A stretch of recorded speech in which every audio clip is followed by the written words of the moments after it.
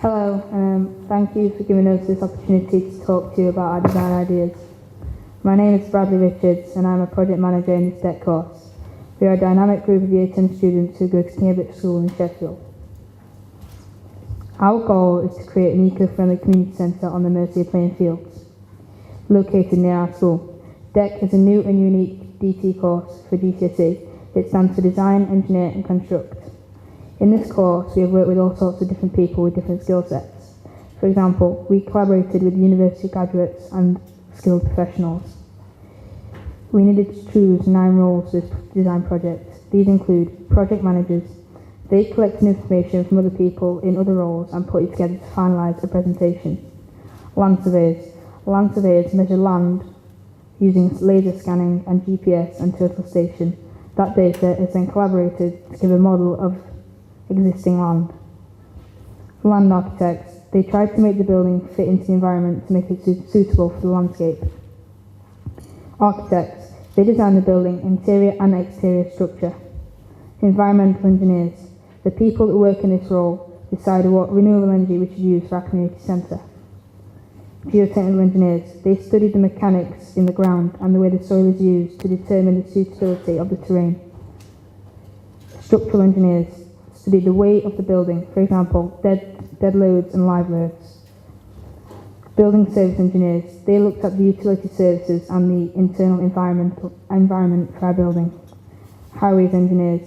They looked at the access to our building and, example, major roads to get there easily.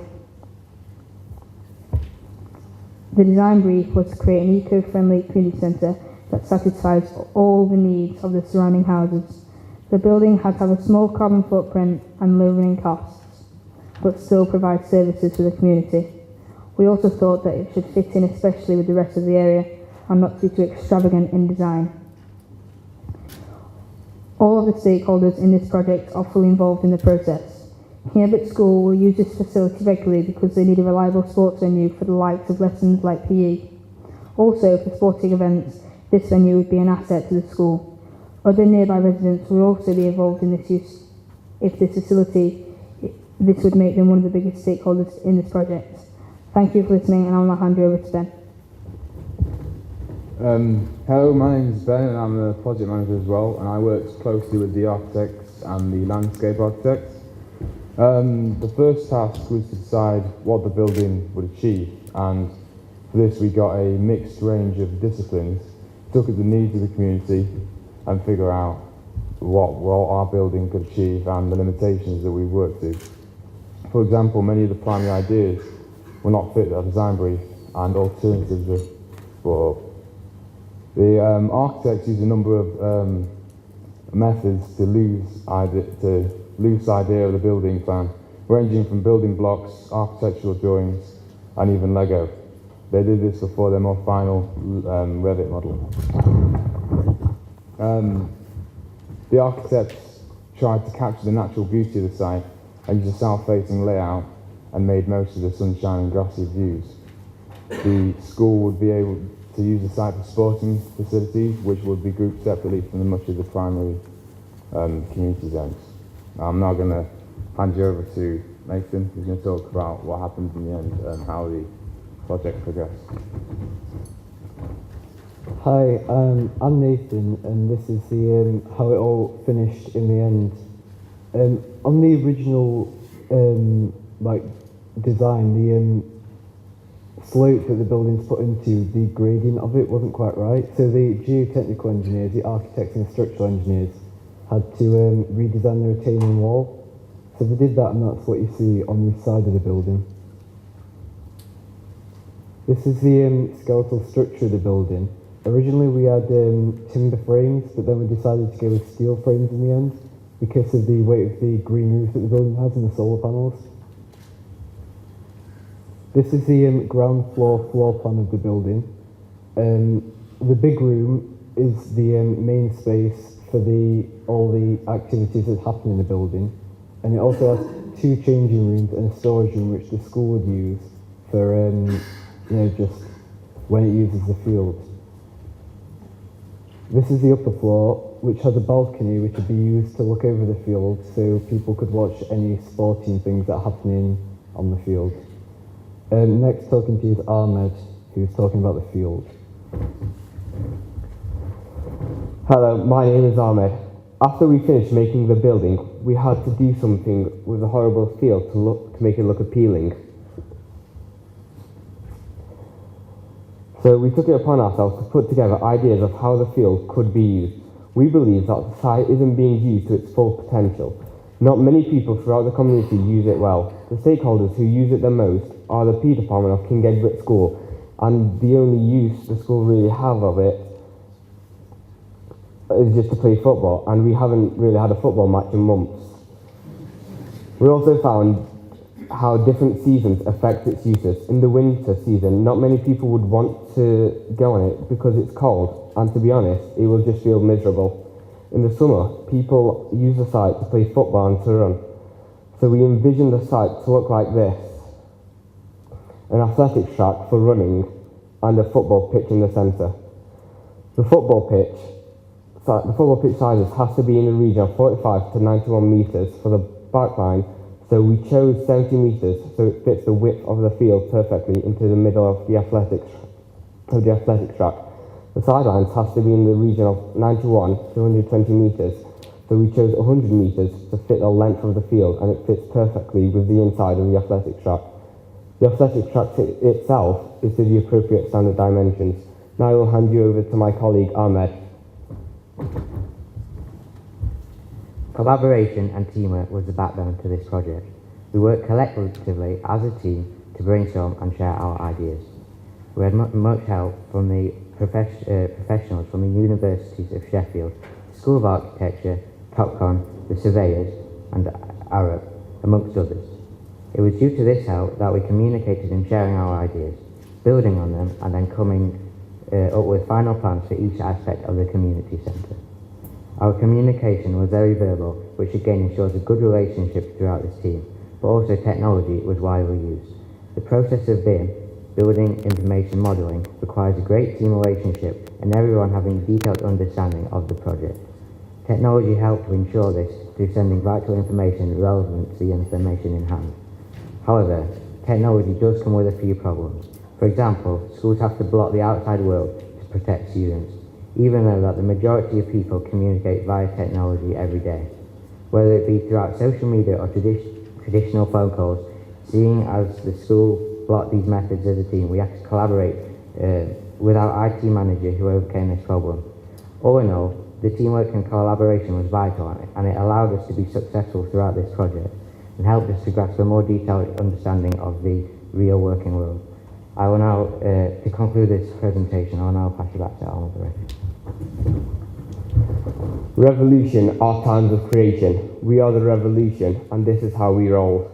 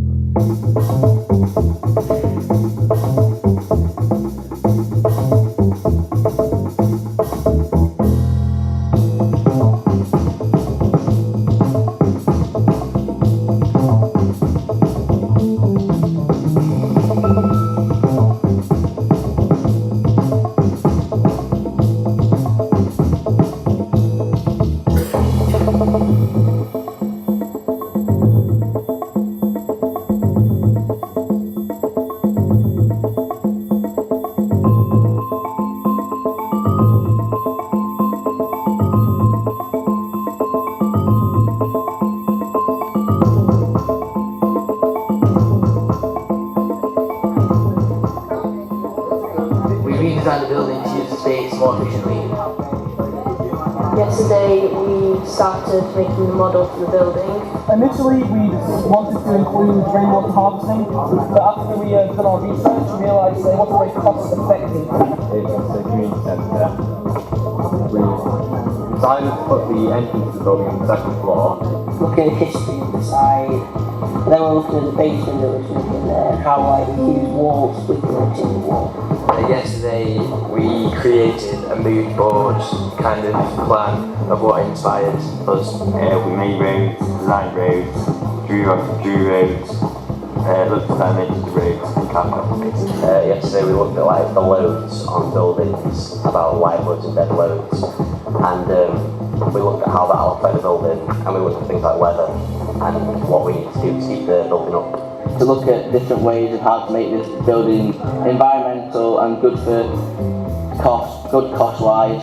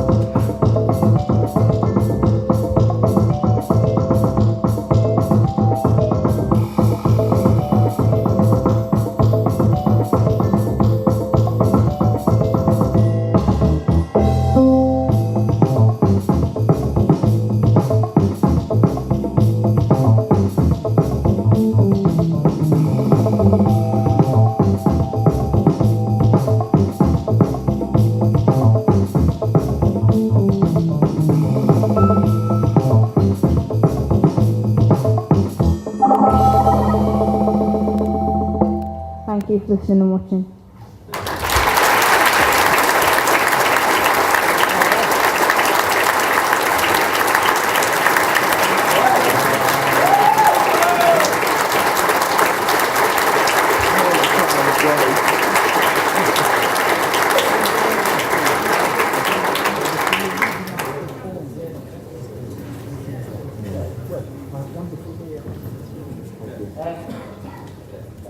First of all, I looked at this DEC course and I thought back to my own schoolboy days, and I certainly would have sacrificed doing Latin.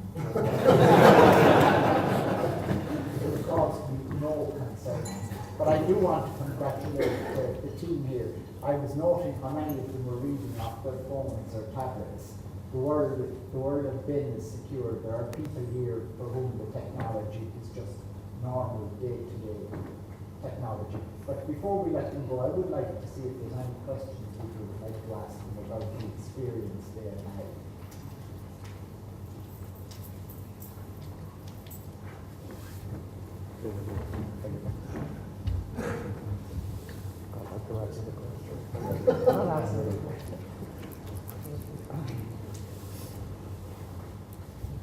Paul Ebbs. I'm just wondering, does any of us fancy a career in the construction industry? Now that it's I didn't have much interest in it like before this course, but it's kind of opened my eyes, and it's quite like something I'm like looking at. Yeah. At the start, I originally chose food tech, but I didn't get it, and I was quite disappointed. But now, I'm quite happy with structural engineering because it looks just a lot more fun and it's more interesting, really.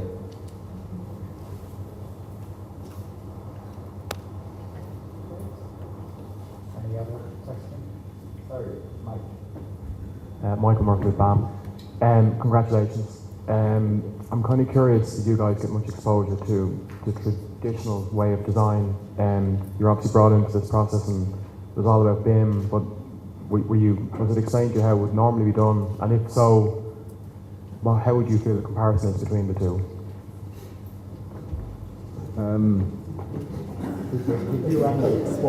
Big question. Yeah. A lot of it was done on Revit, so the start of the project was mainly just kind of, a lot of it was being taught how to use Revit, so no, I think we've just been just a new way basically. By the way, I want to compliment the team here. We noticed they were the only ones who got their video going.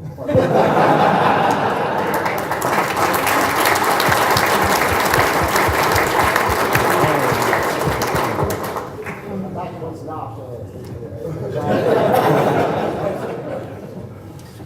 I would normally refer to you as lads, but I think with what you've shown us here, I would respectfully refer to you as gentlemen. Thank you. Okay. Quick question. My son in school interested in technical drawings, and I was utterly surprised to see that the pencil and the drawing board is still being used. Looking at what I saw there, I am quite sure you didn't come near that. Did you use, and is it a subject being taught at the moment? Yeah, and we do it. We usually there's an initial kind of planning phase where there are quite a lot of pencil drawings and architectural drawings, but always kind of usual final kind of last kind of write-ups will all be done on Revit. Yeah, computer. Yeah, we just computerize it first just to get the finalized idea really. So the ideas are quite often developed on paper, and it's a lot easier still, I think. Yeah. We just use the paper just to get our ideas down, but to get everything to proportion and sort everything out really, just use Revit. Because anyone can really use Revit, no matter how old you are. But it's not just Revit.